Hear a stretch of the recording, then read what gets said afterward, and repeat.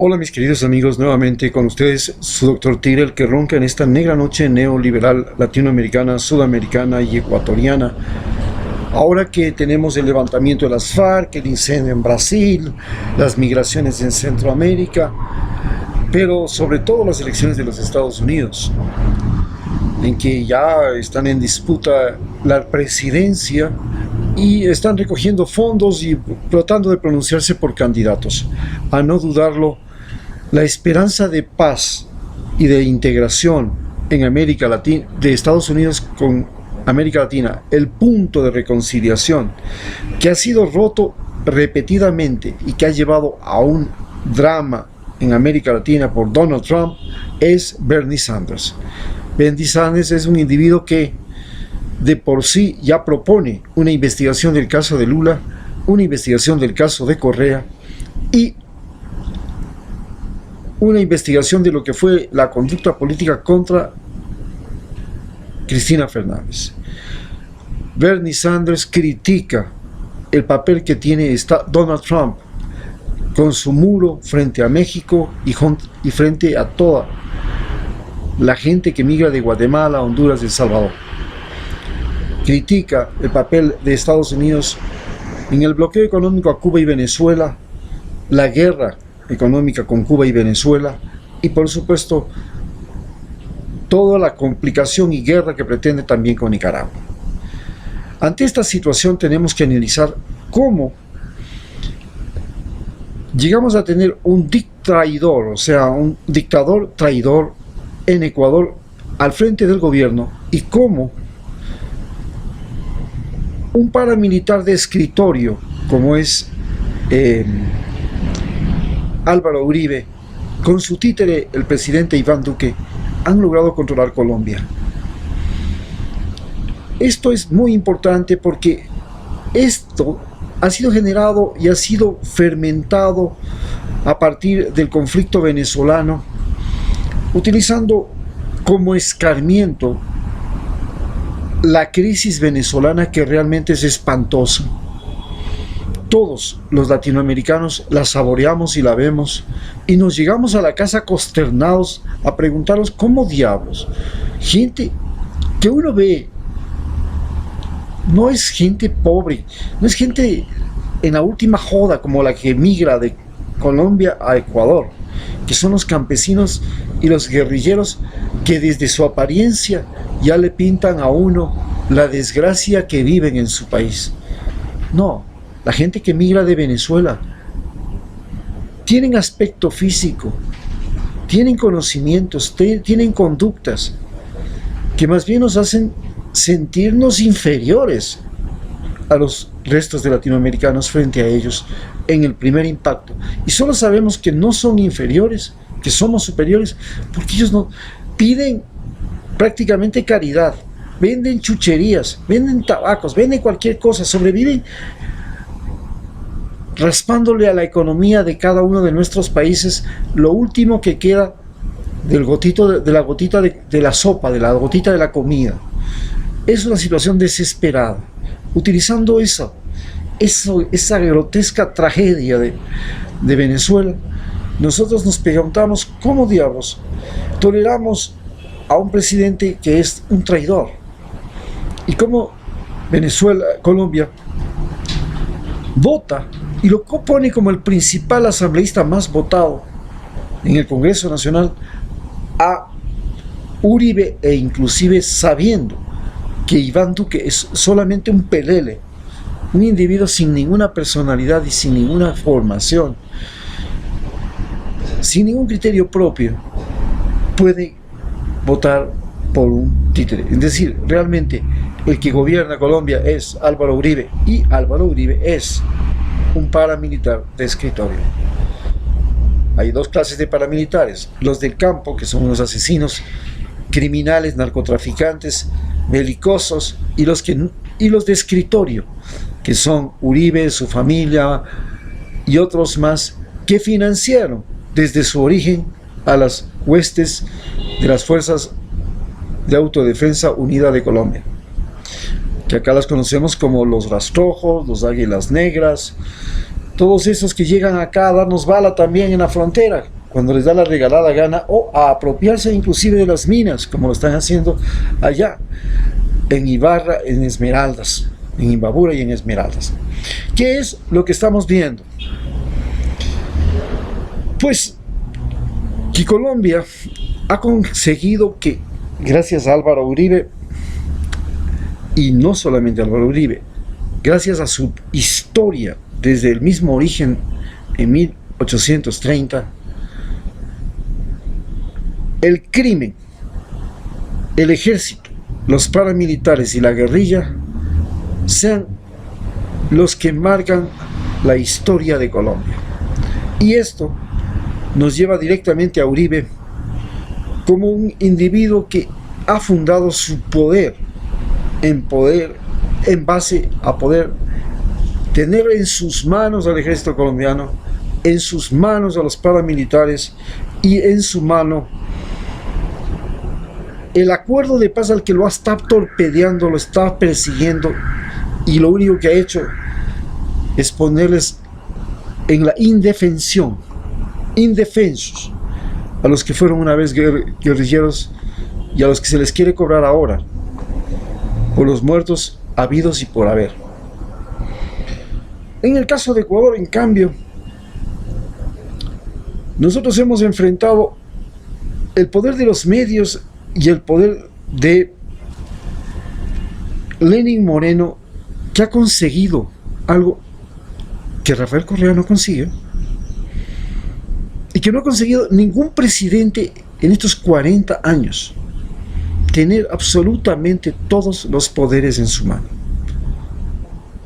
¿Y cómo lo consigue si solo puede trabajar 2 horas y es paralítico? Ese es el nivel de asombro que todos los ecuatorianos no podemos imaginar. Nos deja sorprendidos. ¿Cómo llegó un individuo paralítico, tonto, y a tener todos los poderes? Nosotros en medicina no les llamamos paralíticos, les llamamos individuos con capacidades especiales, porque las personas que tienen este tipo de problemas desarrollan capacidades especiales. Los ciegos se hacen músicos y son extraordinarios músicos. En el caso de Lenín Moreno, desarrolló una extraordinaria capacidad de mentir, de engañar, no solamente a todos los ecuatorianos, a Rafael Correa, su más cercano amigo y colaborador, a todos los que votamos por él. Estamos hablando de 4,5 millones de habitantes que votamos por él y ganó las elecciones. ¿Cómo nos engañó? ¿Cómo? Y lo más interesante es que la traición se ha convertido en política pública. Hoy le están siguiendo juicios a Correa porque la persona que trabajaba con él en la presidencia, su asistente personal, le está traicionando. ¿Cómo quisiéramos que ella hubiera sido como el Oliver North? ¿A quien le acusaron de haber vendido armas a Irán, cogido esas armas, comprado cocaína a Pablo Escobar, llevado a California y luego con ese dinero financiar, no por 1, no por 2, ni por 3, prácticamente una década a los contras contra el gobierno sandinista? ¿Cómo? Y cuando lo cogieron, evidentemente su jefe inmediato fue George Bush padre, como jefe de la CIA y luego como vicepresidente de los Estados Unidos, y Ronald Reagan. Ronald Reagan dijo, yo no he sabido nada. Y Oliver North dijo, sí, yo lo hice, ¿qué problema hay? Consideré que eso era mi deber, me siento un patriota. Oh, sí, sí, lo sancionaron, lo mandaron a su casa preso y lo soltaron a los pocos días, ahora está libre. Consideran que fue un acto de heroísmo, de valentía, y no era un traidor. Y eso es lo que es un soldado norteamericano. No es un traidor, nunca traiciona, nunca le echa la espalda a su general, al ministro de Defensa que le cobijó y que le dio trabajo y que le protegió y que le dio la posibilidad de estudiar en Inglaterra y que regresa y después, cuando el candidato de la presidencia le pone de candidato a la vicepresidencia, le toca poner de candidato a la presidencia, pero no lo ve conveniente y se pasa a un pillo de Pichincha, Ramiro González, le da la espalda a su general. Eso no se hace. Esas cosas las hemos vivido en Ecuador desde el mismo momento en que traicionamos a la Gran Colombia, a Simón Bolívar, y nos fuimos con Sucre y con Santander. Nos fuimos contra Sucre, lo asesinamos junto con Santander, y luego nos fuimos contra Eloy Alfaro y lo asesinamos junto con Leonidas Plaza, y ahora nos vamos con Moreno y buscamos matar jurídicamente y políticamente a Rafael Correa. La traición es política de Estado, mientras que en Colombia era asesinato. Hay 150 guerrilleros ex guerrilleros asesinados de la forma más infame. Les hicieron dejar las armas, se muestran indefensos y ahora sí, todos cadáveres. Y líderes campesinos que solamente se atreven a reclamar por lo que pasa en sus lugares. Ya hay 500. El asesinato en Colombia, igual que la traición en Ecuador, son política de Estado. Y esa política de Estado es la que está matando a los dos países. Y detrás de esta política de Estado, curiosamente, está Estados Unidos, pero no el Estados Unidos que fue a Alemania a ayudarle a Alemania a levantar, que le dijeron a los de la Mercedes-Benz cuánto dinero necesitan para restablecer su empresa. Tanto, tengan. Fueron a Japón, ¿cuánto necesita Toyota para volver a ser una empresa? Tanto, tengan. Y no necesitan ustedes gastar en soldados porque les vamos a proteger. Utilicen todo el dinero que tienen para desarrollar, para crecer. No se preocupen en el gasto militar, que es como a nosotros, los países latinoamericanos, nos asfixian. Los gastos militares nos matan. Por eso el único país que no tiene gastos militares elevados, Costa Rica, está tranquilo. El resto, son tantos los gastos militares en El Salvador, en Honduras, en Guatemala, en México, en Argentina, en Ecuador. Y esos gastos militares son los que nos hunden. Estados Unidos nos viene y nos pone en Colombia, en Ecuador, bases militares. La CIA, la DEA, la embajada, nos pone USAID, el Fondo Monetario, y nos obliga a endeudarnos y a manejar la economía de acuerdo a las recomendaciones específicas del Fondo Monetario.